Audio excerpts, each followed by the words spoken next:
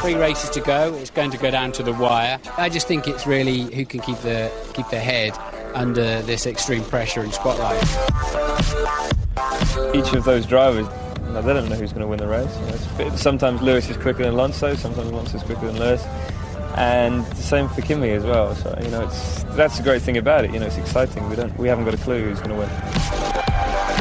I think the three races are coming. I think two of them show a Ferrari advantage. One of them I'm not so sure. Could be a bit more even.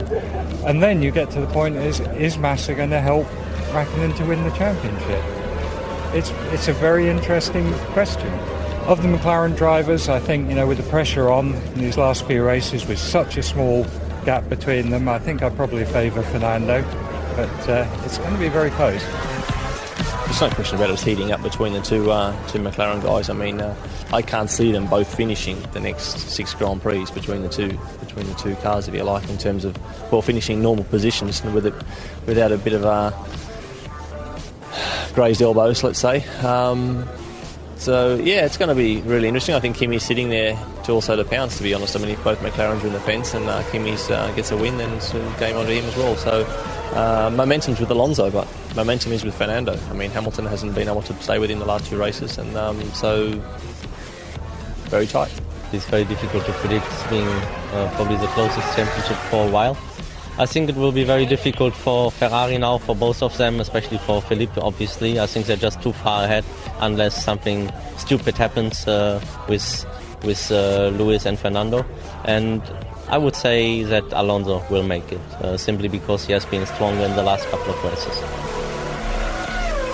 I think that the fairy tale ending that everyone would like to see, especially the British viewers, is Lewis winning the championship for McLaren, and especially with all the turmoil in McLaren right now, it appears that the relationship with Alonso is over.